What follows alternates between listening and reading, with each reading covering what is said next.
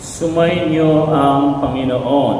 At sumayin. Ang mabuting balita ng Panginoon ayon kay San Lucas. Papuri sa iyo, Panginoon. Noong panahong iyon, sinabi ni Jesus sa mga Pariseo, may isang mayamang nagdarami ng mamahalin at saganang-sagana sa pagkain araw-araw. At may isa namang pulubing nagngangalang Lazaro, tadtad ng sugat at nakalupasay sa may pintuan ng mayaman, upang mamulot kahit mumo na uhulog mula sa hapag ng mayaman. At do'y nilalapitan siya ng aso at dinidilaan ang kanyang mga sugat. Namatay ang pulubi at dinala ng mga anghel sa piling ni Abraham. Namatay rin ang mayaman at inilibing. Sa gitna ng kanyang pagdurusa sa Hades, tumingala ang mayaman at kanyang natanaw sa malayo si Abraham, kapiling si Lazaro. At sumigaw siya, Amang Abraham, mahabag po kayo sa akin. Utusan ninyo si Lazaro na isawsaw sa tubig ang dulo ng kanyang daliri at palamigin sa aking dila, sapagkat naghihirap ako sa apoy na ito. Ngunit sinabi sa kanya ni Abraham, Anak, alalahanin mo nagpasasa ka sa buhay sa ibabaw ng lupa, at si Lazaro'y nagtiis ng kahirapan. Ngunit ngayon inaaliw siya rito, samantalang ikaw na may nagdurusa.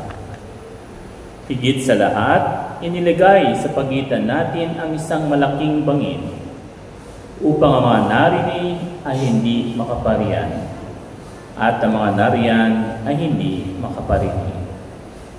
At sinabi ng mayaman, Kung gayon po, Amang Abraham, ipinamamanig ko sa inyong papuntahin si Lazaro sa bahay ng aking ama, sapagkat ako'y may 5 kapatid na lalaki. Paparoonin nga ninyo siya upang babalaan sila at nang hindi sila umantong sa dakong ito ng pagdurusa. Ngunit sinabi sa kanya ni Abraham, nasa kanila mga sinulat ni Moises at ng mga propeta. Pakinggan nila ang mga iyon. Hindi po sapat ang mga iyon, tugon niya. Ngunit kung pumunta sa kanila ang isang patay na muling nabuhay, tatalikdan nila ang kanilang mga kasalanan. Sinabi sa kanya ni Abraham, kung ayaw nilang pakinggan ang mga sinulat ni Moises at ng mga propeta, hindi rin nila paniniwalaan kahit ang isang patay na muling nabuhay. Ang mabuting balita ng Panginoon. Pinupuri ka namin, Panginoong Jesucristo. Magandang hapon po sa inyong lahat. Batiin niyo naman inyong mga katabi. Sabihin niyo, good afternoon, brother. Good afternoon, sister. Sabihin niyo, mahal ka ni Lord. God loves you. Yan. Alam niyo po, may isang kwento. Gusto niyo ng kwento? Wala mo kayong magagawa. Isang kwento ng isang bata na nagdadasal sa isang simbahan katulad nito sa kapilya, no? At mayroong pumasok na isang politiko, isang mayor, congressman. Nakita niya yung bata, taimtim na nagdadasal, Lord, Panginoon. At itong politiko, pinakinggan niya kung ano yung dinadasal ng bata. At sabi ng bata, Panginoon, tulungan niyo po ako, no? Matagal na akong hindi kumakain, sabi niya. Sana po may magbigay sa akin ng 100 piso, no? Para man lang may pangpatawid gutom ako, no? Panginoon, naniniwala po ako, nagtitiwala sa inyo na may hihipuin kayong tao na siyang magbibigay sa akin ng 100 piso. So narinig nung politiko itong dinadasal nitong bata at dumukot siya sa kanyang bulsa. No? Pansin niya na meron lang siyang 50 pesos. At maya-maya, kinalabit niya yung bata. No? Sabi niya, "Neng, ito, meron ako ritong kahit konti. Ibibigay ko sa iyo." No? Sumasaya yung bata. Ha? Tinignan niya, 50 pesos. No? So muli siyang nagdasal. Sabi niya, "Panginoon, maraming salamat po." No? Sabi niya, "At may nagbigay na po sa akin. Pero sana po, Panginoon, sa susunod, huwag niyo nang ipadaan sa politiko." Sabi niya, "Kasi nababawasan eh." Kasi daw yung 100, naging 50 pesos na lang. Ngayon na naman, no? Mayroon namang isang mahirap na bata. Sabi niya, Nay, ano pong ulam natin?" No? Kasi gutom na daw siya. Sabi ng nanay niya, "Andyan sa rep, tingnan mo." Sabi nung anak niya, "Nay, wala naman tayong rep ah." So sabi ng nanay, "Hindi, wala tayong ulam." Logic naman anak, logic. Bakit ko sinabi itong dalawang kwento ito? Hindi lang para at least mapangiti kayo, pero para ipaalala sa inyo yung isang karakter sa ating ebanghelyo ngayon. Walang iba kundi si Lazaro. No? At alalahanin nyo, dun sa ikinuwento ng Panginoon, siya lang ang mayroong pangalan. No? Yung mayamang lalaki, hindi pinangalanan ng Panginoon. Bagamat sa English, tinawag o yung mga fathers of the church, tinawag nilang Dibes itong rich man. Pero alam nyo, yung Dibes ay translation lang sa Latin ng rich man. No? So parang repetition na lang. No? Hindi naman talaga yun yung pangalan nitong mayamang lalaki. At kung natatandaan ninyo, last time, sabi ko sa inyo, merong prinsipyo sa Biblia na kapag hindi pinangalanan ang isang karakter o personadyo, ito'y tumutukoy sa iyo at sa akin. No? So bakit ikinuwento ng Panginoon ito? Kasi nakita rin ng Panginoon noong kanyang panahon kung paano itrato yung mga Lazaro o yung mga mahihirap. At alam niyo po, maraming Lazaro sa ating panahon ngayon. Tingnan mo yung katabi mo, baka yan yung isang Lazaro ngayong panahon ito. No? Bakit? No? Kasi nga po, maraming taong nanlilimos hindi ng pera, hindi ng material na bagay, kundi nanlilimos ng ating oras, panahon, kalinga, pag-ibig at pag-unawa. No? Marami pong Lazaro ngayon sa panahon natin. At ang tanong, gagayahin ba natin yung mayamang lalaki? Tandaan ninyo kung saan napunta yung mayamang lalaki. Saan siya napunta? Sa impyerno, sa Hades. Gusto nyo ba doon? Kaya nga, inihingi sa atin ng Panginoon na huwag nating gayahin at maging mapagmasid tayo at buksan ang ating puso sa mga Lazaro na nasa ating paligid. Higit sa lahat, yung mga malapit sa atin. Bigyan ko kayo ng halimbawa, una sa lahat, sa mag-asawa. Ayan. Siya si Mrs. o si Mr. Minsan nanlilimos sila ng oras, pagkalinga. Honey, puros na lang trabaho ang inaatupag mo. Ganun din naman, sasabihin ng husband, Ning, parati ka na lang nandoon sa chismisan. Hindi mo na ako napapagluto ng ulam.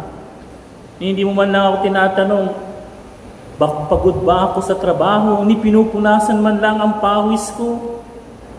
Diba? Ganon din yung mga anak natin, mga anak ninyo. No? Nay, no?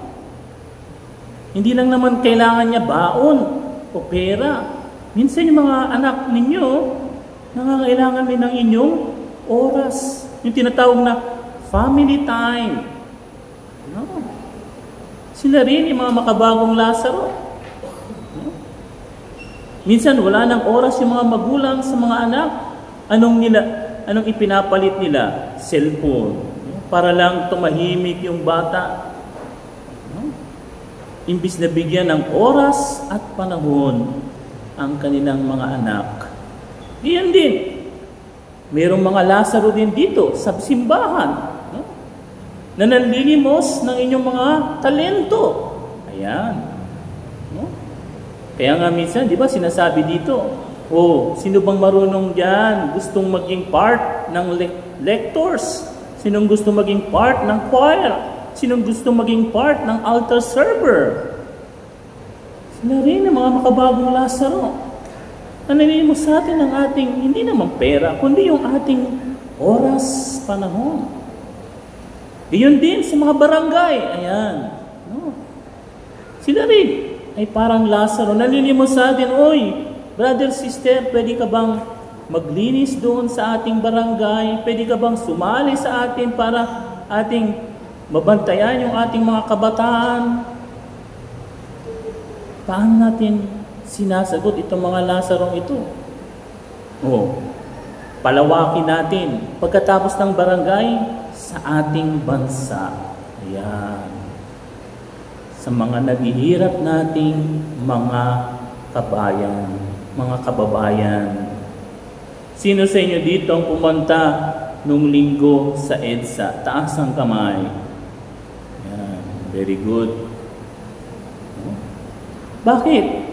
Kasi yung ating pagpunta doon, yung ating panawagan para sa korupsyon ay bilang pagdamay sa mga Lazaro ng ating lipunan. Sino yung mga Lazarong yun? Yung mga taong nasasalanta ng baha tuwing uulan na lang. Sino yung mga Lazarong yun? Yung mga isang kahig, isang tuka na ninanakawan, no? At namamatay dahil sa baha. Hindi po ba? Mga Lazaro rin sila. Buti ka pa nga, nakakatulog ka sa iyong kama, samantalang sila lubog sa baha. At lahat tayo nagbibigay ng buwis. Pero tignan nyo, saan napupunta ang ating buwis? Hindi yon pagkagalit o pagkamuhi, iyon ay hustisya. Pagdamay sa ating mga kapwa. At sana kaya nga, hindi tayo dapat maging katulad nitong mayaman na manhid, walang pakialam sa mga Lazaro ng ating lipunan, ng ating bayan, at ng ating nakapaligid sa atin. Kasi baka mamaya, huli na ang lahat.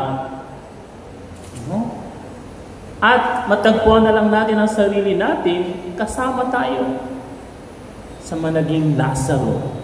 At alam ko, ikaw at ako rin ay mga Lazaro din ngayon. Nanlilimos tayo ng pagmamahal, pagtingin, atensyon sa ating kapwa. At sa bandang huli, tulad ng nangyari dito kay Lazaro, tatanungin tayo ng Panginoon, ano bang ginawa mo sa iyong Lazaro? Sa iyong mga Lazaro sa buhay? Sa iyong anak, sa iyong mister, sa iyong misis, sa iyong mga kabarangay, sa iyong kaparokya, sa iyong mga kababayan. Ikaw ba ay dumamay sa kanila? O kinibit balikat, tama ba? Kibit balikat mo na lang, ayan, kibit balikat mo na lang ang iyong pagmamahal sa kanila. No? Kasi, alam niyo po, no? Tandaan niyo sinabi ni San Agustino, no? Maganda yung naging comment niya. Sabi niya, itong mayamang lalaki, hindi naman siya napunta sa impyerno dahil, no? Wala naman siyang ginawang masama. Sabi ni San Agustin, wala siyang ginawang masama. Pero, sabi nga niya, wala naman din siyang ginawang mabuti. Ano ninyo? Kasi ang pagiging Kristiyano, hindi lang naman pag-iwas sa kasalanan. Oo, kailangan natin iwasan ang kasalanan. Pero ang pagiging Kristiyano ay paggawa rin ng mabuti sa kapwa. At alahanin ninyo, noong panahon ng Pentecostes, bakit dumami yung mga Kristiyano? Kahit ngayon, bakit dumadami ang mga Katoliko? Hindi lang dahil sa doktrina, of course, dahil tayo naman talaga. Pero dahil, at sinabi ko na sa inyo yan one time, the Catholic Church is the biggest charitable institution in the whole world. Sige nga, i-memorize niyo yan. The Catholic Church is the biggest and most widely charitable institution in the world. No?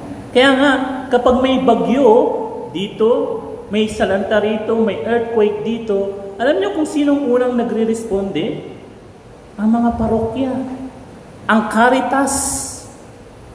Sino yung nagre-respond? No? Sa mga sakuna. No? At hindi lang yun. Pag tumulong ang simbahan, hindi sinasabi, oy, miyembro ka ba o hindi? Katoliko ka ba o hindi? No. Simbahan, nagbibigay. No? Tumutulong sa lahat ng nangangailangan. No? Kasi, hindi siya katulad nitong mayamang lalaki. No? Ang simbahan ay dumadamay sa lahat ng makabagong Lazaro ng ating lipunan. Kaya sana, ganun din ang gawin natin. At hindi rin iba sa inyo na ngayong araw, pinagdiriwang natin, supposed to be, ang kaninong kapistahan. Ano ito ba? Ayan, yata, no? San Lorenzo Ruiz. Sino si San Lorenzo Ruiz de Manila? Siya yung unang Pilipinong santo. Hindi ba? Ayan. Kaya nga, bilang Pilipinong santo, ipinakita niya yung kanyang pagmamahal. Ibinuwis niya, inaalay niya ang kanyang buhay sa Diyos at sa kapwa. At alam niyo, sinabi ni San Lorenzo Ruiz na hindi natin makalimutan. Sabi ni San Lorenzo Ruiz, kung meron man akong 1,000,000 buhay, ibibigay ko sa Diyos. Yan. No? Sana ganyan din tayo katulad ni San Lorenzo.